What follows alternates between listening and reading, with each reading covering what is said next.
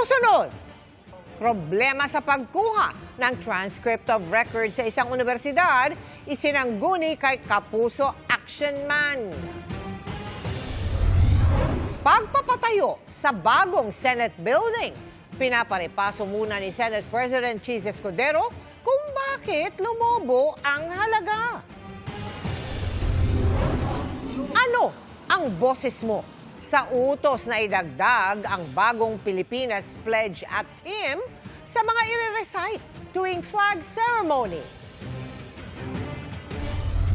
At ang pasilip sa mga paghahanda para sa Independence Day plug ng family drama series na Pulang Araw na mapapanood na mamaya.